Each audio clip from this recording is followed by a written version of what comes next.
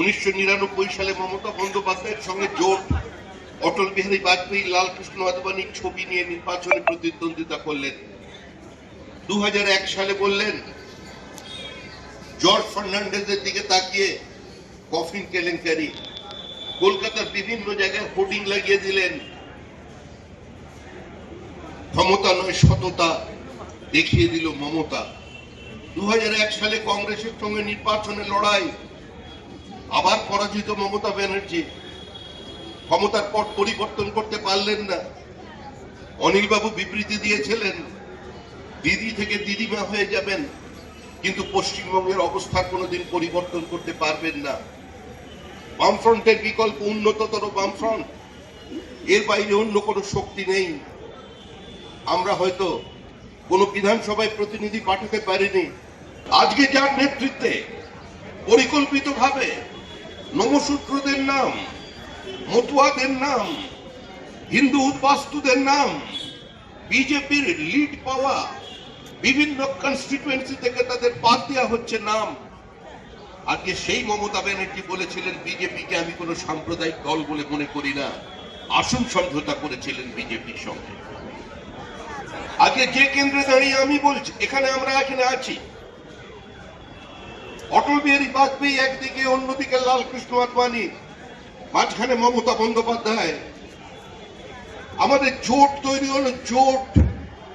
সে জোট কিন্তু পুরো জোট নয়, আসন সমঝোতার জোট। এবং প্রতীকী ঘোষণা হলো উত্তর পশ্চিম কলকাতা থেকে প্রতিদ্বন্দ্বিতা করবেন অধ্যাপক বিষ্ণুকান্ত শাস্ত্রী।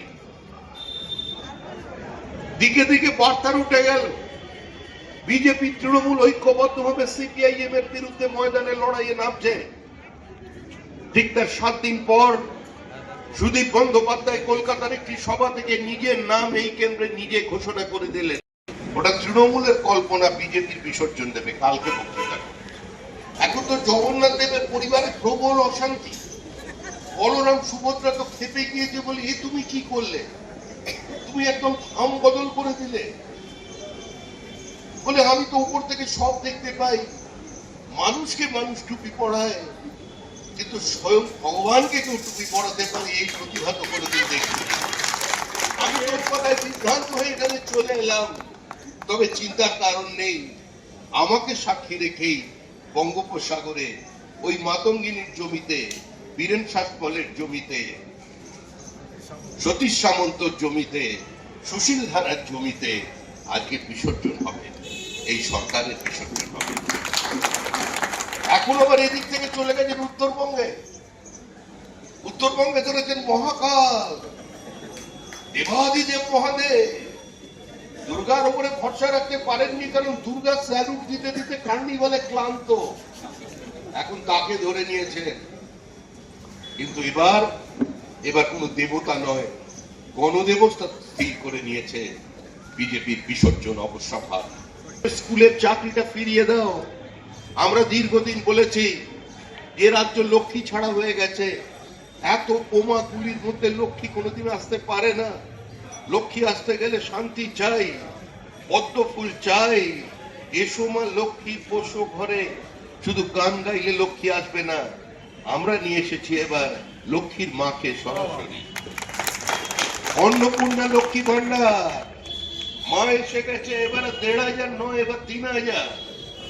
মানুষ তার প্রতিষ্ঠা নিয়ে এসেছে। আমাদের ভোটার লিস্ট নিয়ে কত গন্ডগোল, দাদু খায় নাতি খায়, আমরা অ্যাড শুনেছিলাম। এখন দেখি ভোটার লিস্টে দাদুও খাচ্ছে নাতিও খাচ্ছে। দাদুর বয়স 42, নাতির বয়স 22। ভাবতে পারেন এদের তো বঙ্গভূষণ পুরস্কার করে দেওয়া হচ্ছে। বাবা ছেলের বয়সের পার্থক্য 10, মানে 10 বছরে বাবা, মানে 9 বছর বয়স থেকে। দুরন্ত ছেলে, এদেরকে খুঁজে বার করে নিয়ে আসা যায় না। 379 জনের আবার কেউ বাবা হয়েছে, তো ধৃতরাষ্ট্রকেও হার মানিয়েছে। এই কাপড়দা উকিল মানুষ খুঁজে পেয়েছে। আমি তো জানতাম এখন পর্যন্ত 7 জন ধৃতরাষ্ট্র আছে, মহাভারতে 1 জন। এবার কিন্তু তৃণমূল চলে যাচ্ছে, গল্প শেষ। মা কালী অনেকদিন আগেই ফাইল জমা বন্ধ করেছে। বলছে না আমি আর পারছি না, আমি কত কষ্ট করব। শেষ পর্যন্ত আরজি করটা দেখে একজন মহিলা হয়ে আমার পক্ষে আর মেনে নেওয়া সম্ভব নয়। 6 সালে আমাদের সঙ্গে মমতা বন্দ্যোপাধ্যায় নির্বাচনে প্রতিদ্বন্দ্বিতা করেছিলেন শ্যামপুকুর কেন্দ্র থেকে, আমি প্রতিদ্বন্দ্বিতা করেছিলাম। একদিনের জন্য মমতা বন্দ্যোপাধ্যায় সেখানে এসে জোটের কোনো সভায় অংশগ্রহণ করেননি। জোট ধর্ম বিজেপি পালন করেছে।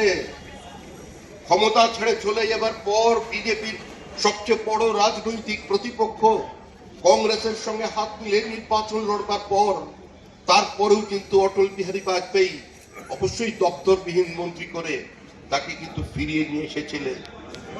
মৃত্যুর অন্ধকূপে যখন ঢুকে পড়েছিলেন আন্দোলন করতে গিয়ে, সেখান থেকে যিনি পার করে নিয়ে যান তার নাম ছিলেন রাজনাথ সিং। নিয়ে গিয়েছিলেন আমাদের আজকের মুখ্যমন্ত্রীকে। রাষ্ট্রপতির হস্তক্ষেপ হয়েছিল, উঠেছিল অনশন, কিন্তু তারপর শুরু হলো সমদূরত্বের রাজনীতি। আমি কংগ্রেসেতেও নেই, আমি বিজেপিতেও নেই, আমি 7-এও নেই, আমি 5-এও নেই, আমি 6 আর 8-এ আছি। এই ছিল তার অবস্থান। রাহুল গান্ধী ভোটের কোকিল। হঠাৎ রাহুল গান্ধী কলকাতায় এলেন। রাহুল গান্ধীর কিছু পরেই পৌঁছলেন প্রণব মুখার্জি। প্রণব মুখার্জির সঙ্গে রুদ্ধদ্বার বৈঠক। কোকিল হয়ে গেল কাকাতুয়া। কংগ্রেস তৃণমূলের জোট সম্পূর্ণ হলো। পরিবর্তন হলো পশ্চিমবঙ্গের।